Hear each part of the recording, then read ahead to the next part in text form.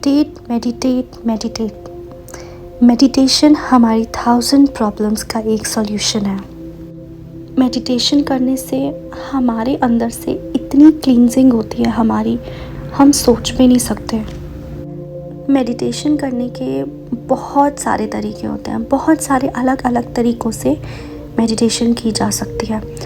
Basically meditation का मतलब ये होता है बाबा के साथ वक्त बिताना, अपने भगवान जी के साथ वक्त बिताना। आप जिन पर भी भरोसा करते हैं, जो आपके इष्ट देवता हैं, शिव जी, माता रानी, गणेश जी, कान्हा, कोई भी आखिर हैं तो सब बाबा ही। थोड़ा सा ही सही किसी के भी साथ वक्त बिताइए, लेकिन बिताइए। और आपको बिल्कुल भी परेशान नहीं होना है कि मेडिटेशन कैसे करूं, घर में कितने सारे काम होते हैं, यहाँ दिमाग वहाँ दिमाग। आँख बंद करते ही दिमाग हमारा बहुत तेज़ चलने लगता है। उसके लिए आपको बिल्कुल भी परेशान होने की ज़रूरत नहीं है। सबसे आसान तरीका है अपने दिमाग को स्थिर करने का। द्वारका माई चले जाओ, बाबा के साथ द्वारका माई में समय बिताओ। जब बाबा ह्यूमन बॉडी में थे और द्वारका माई में रहते थे, तब वहाँ शिरडी वासी बाबा के साथ कितना सारा अच्छा समय बिताते थे। उनके लिए खाना बनाते थे, लेकर जाते थे, अपने हाथों से खिलाते थे, द्वारका माई की सफाई करते थे, त्योहारों में द्वारका माई को सजाते थे, कितना सब कुछ करते थे। आप भी करो। मेडिटेशन के थ्रू, विजुअलाइजेशन के थ्रू बाबा ने हमको ये मौका दिया है कि हम उस समय को फिर से जी सके। क्योंकि बाबा तो कहीं नहीं गए हैं, वो तो हमारे साथ हैं, हमारे पास, हमारे अंदर, हमारा इंतज़ार कर रहे हैं कि हम कब ध्यान लगाएं, मेडिटेशन करें और उनसे मिलने जाएं। वो सब सुने जो वो हमसे कहना चाहते हैं। इसलिए प्लीज़ मेडिटेट, बाबा के साथ समय बिताओ। ये कोई पूजा नहीं है कि आपको दिन भर में काम ख़त्म करके अपनी पूजा करनी है या दिन की शुरुआत में सबसे पहले पूजा करनी है। नहीं, अगर आप इसको ऐसे करोगे ना तो बहुत बार ऐसा होगा हम ठीक से ध्यान नहीं लगा पाएंगे, हम ध्यान से मेडिटेशन नहीं कर पाएंगे, हमारा दिमाग यहाँ वहाँ चलता रहेगा। लेकिन अगर आप ये सोच के करोगे कि आपको बाबा जी से मिलने जाना है, आपको उनसे ढेर सारी बातें करनी है, आज आपके दिन में क्या हुआ, अच्छा बुरा, आप सैड हो, आप बहुत हैप्पी हो, आप एक्साइटेड हो, जो भी है मुझे बाबा से शेयर करना है ये सारी चीज़ें, और मैं मिलने जा रहा हूँ या मिलने जा रही हूँ द्वारका माई, तो आपकी मेडिटेशन इतनी अच्छी होगी ना, आपका कहीं भी ध्यान नहीं चलेगा। अब बात करते हैं मेडिटेशन के फ़ायदे। आप ये सोचो कि आप बाबा से मिल रहे हो, ठीक है, आप चाहे विजुअलाइजेशन में मिल रहे हो या फिर सच में बाबा आपके सामने आ रहे हैं, तो उस वक्त हमारी बॉडी, हमारे कर्मास को कितना फ़ायदा मिलेगा। विजुअलाइजेशन ही सही, पर बाबा आपसे सच में मिल रहे हैं।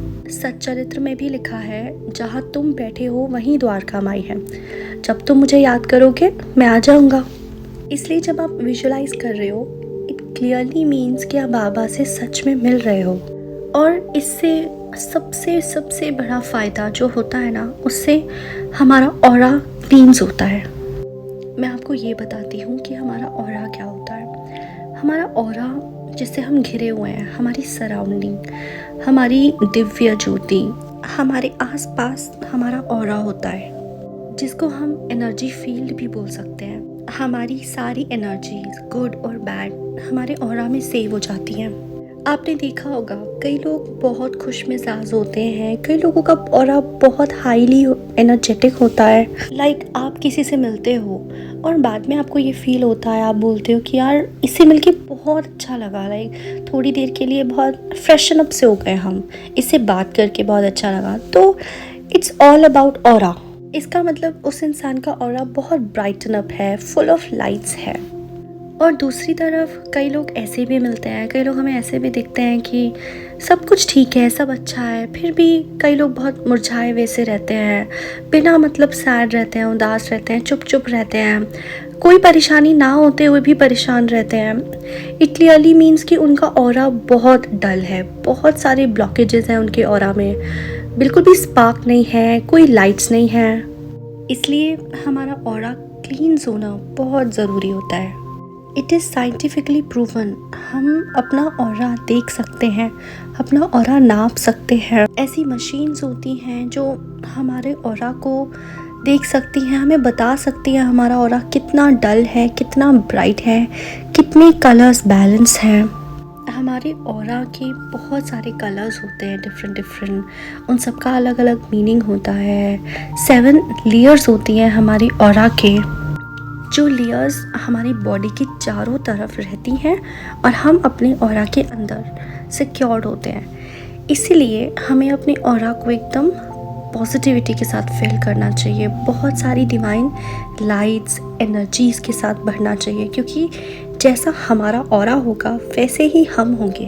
अगर हमारा ऑरा पूरी तरह प्रोटेक्टेड है तो हमारे आसपास, हमारी लाइफ में लोग कैसे हैं, किस तरह का वातावरण है, उससे हमें कोई फ़र्क नहीं पड़ेगा अगर हमारा ऑरा पूरी तरह प्रोटेक्शन से सील्ड है। आप इमेजिन करो, आप मानसरोवर लेक के एकदम सेंटर में बैठे हो और आराम से बाबा का नाम, शिवा का नाम जाप कर रहे हो। और मानसरोवर लेक के सेंटर में बैठने का मीनिंग ये है कि वो लेक इतनी बड़ी है कि लोग आपको पत्थर मारें, आपको बुरा भला बोलें, वो दूर से चाहे जो मर्ज़ी करे, वो आप तक कभी पहुंच ही नहीं सकती, क्योंकि आप लेक के सेंटर में बैठे हो और वो लोग बहुत दूर हैं। उसी तरीके से जब हमारा ऑरा प्रोटेक्टेड होता है तो हमारे साथ में अगर कोई बैठा है और हमसे बैड बिहेव कर रहा है तो वो हम तक जाएगा ही नहीं, हमारे ऑरा के अंदर घुसेगा ही नहीं। कोई भी चीज़ अच्छी या बुरी पहले हमारे ऑरा के लेयर्स में एंटर होती है, उसके बाद वो हमारे माइंड एंड बॉडी के अंदर एंटर होती है। तो हमारा जो ऑरा है अगर वो प्रोटेक्टेड रहेगा, अगर वो सील्ड रहेगा, तो बैड चीज़ें वो अंदर एंटर होने ही नहीं देगा। एंड आप ये समझ लो कि वो एक छन्नी है, बुरी चीज़ें ऊपर रह गई और अच्छी वाइब्रेशंस, अच्छी बातें, अच्छी चीज़ें बहुत ईजीली हमारे ऑरा के अंदर एंटर होते होते हमारी बॉडी तक पहुंच जाती है। और एक बहुत इम्पॉर्टेंट बात, हमारे ऑरा में होती तो सिर्फ 7 लेयर्स हैं, लेकिन ये इतना बड़ा होता है ना, लाइक इतना गहरा, लाइक एन ओशन। हमारे ऑरा के अंदर सिर्फ वो चीज़ें भरी हुई नहीं हैं जो आप करंटली अपनी लाइफ में जी रहे हो। हमारा ऑरा उन सब बातों से, उन सब चीज़ों से भी कम्प्लीटली फिल्ड अप है जितने भी अभी तक आपने बर्थ्स लिए हैं। और ये तो किसी को भी नहीं पता कि हमारे अभी तक कितने जन्म हुए हैं और ये कौन सा जन्म चल रहा है। जैसे बाबा ने साईं सच्चरित्र में बोला है श्यामा से कि अरे श्यामा, तुझे क्या पता, तू तो मेरे साथ इतने जन्मों से है। लगभग कुछ 72 समथिंग बाबा बोलते हैं उसके अंदर। और हमें भी नहीं पता है कि हमारा कितने जन्म ऑलरेडी हो चुके हैं और ये हमारा कौन सा जन्म चल रहा है। तो इसलिए मैं बोल रही हूँ कि हमारा ऑरा एक महासागर जितना बड़ा है। हमारे सारे पास्ट बर्थ की pain, sufferings, diseases, happiness, memories हमारे ऑरा के अंदर और हमारे सबकॉन्शियस माइंड के अंदर सेफ हैं। जितने भी हमने जन्म लिए हैं अभी तक, जितने भी जन्म, उन हर एक सिंगल जन्म के ये सारी की सारी चीज़ें हमारे करंट ऑरा के अंदर सेफ हैं। अब आप ये सोचो हमारा ऑरा कितना हैवी है, कितना कुछ हैंडल कर रखा है हमारे ऑरा ने।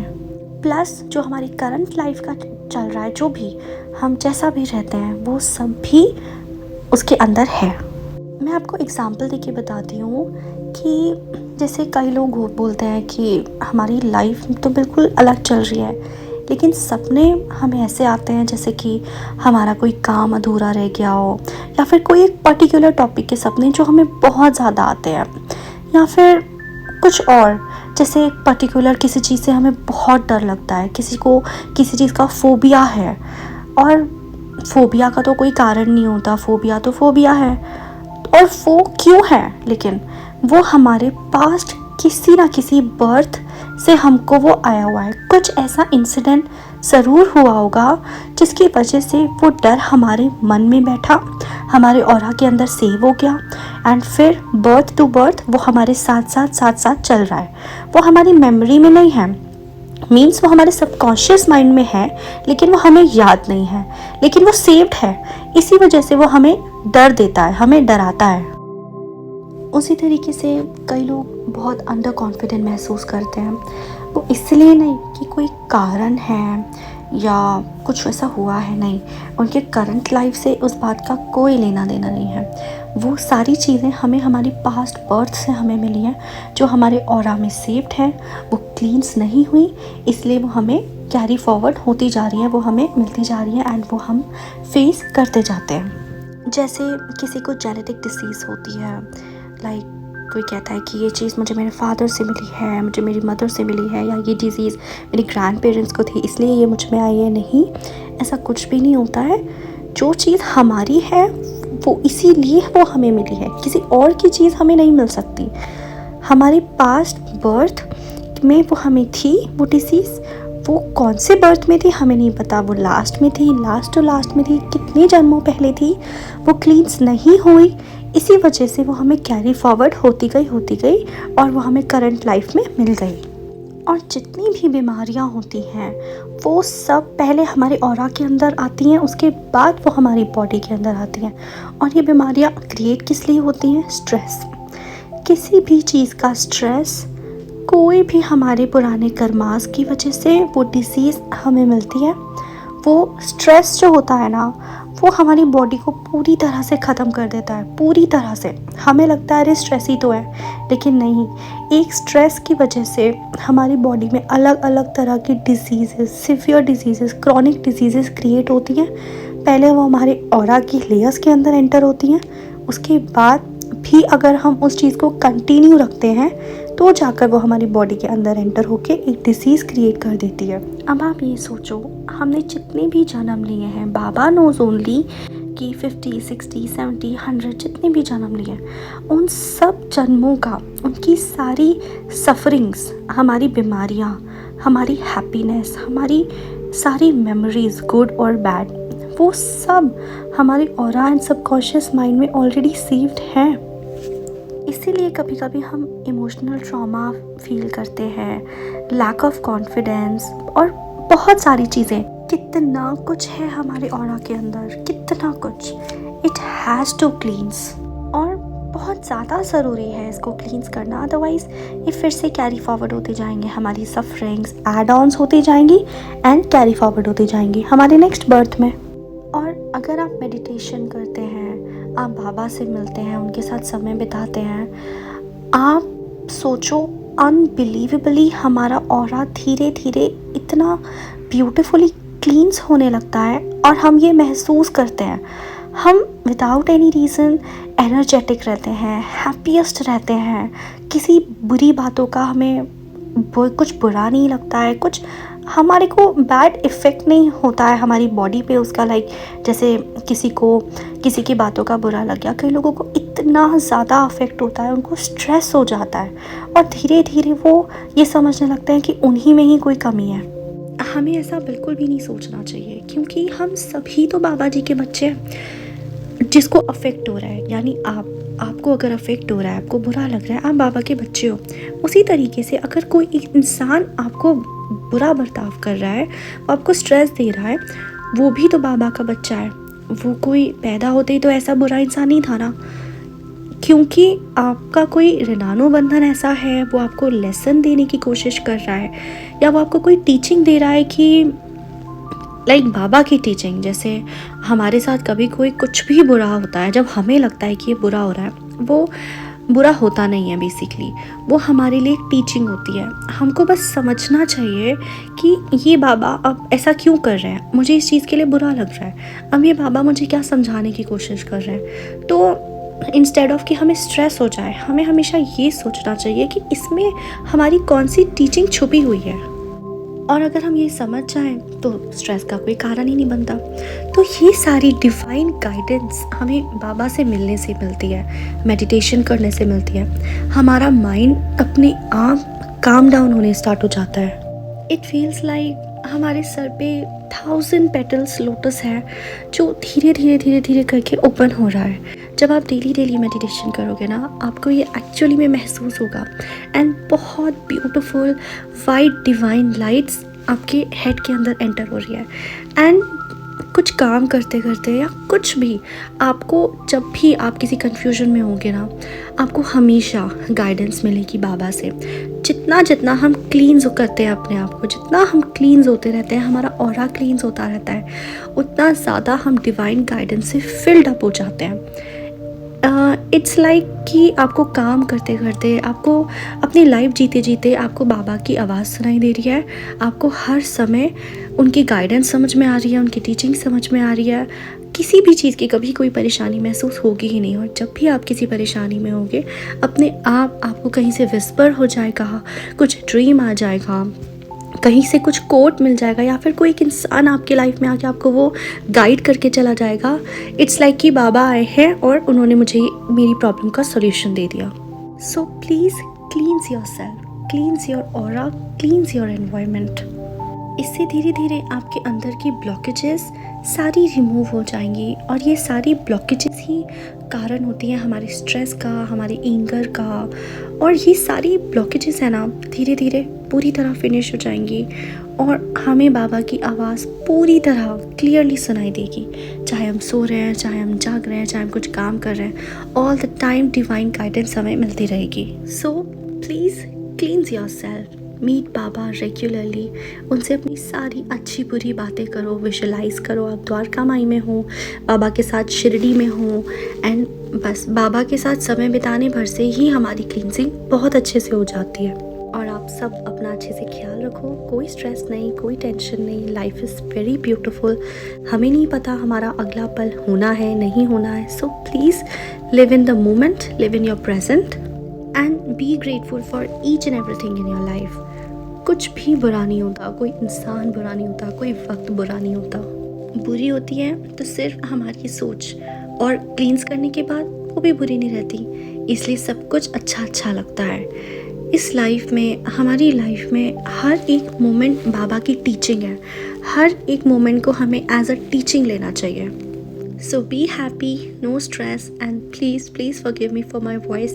मेरी आवाज़ पूरी तरह से ख़राब है because of this festive season. Anyways, आप लोग अपनी क्लींजिंग कीजिए, मेडिटेशन कीजिए, बाबा से मिलिए और रोज़ रोज़ बाबा के अलग अलग मिरेकल्स अनुभव कीजिए। ओम साई राम।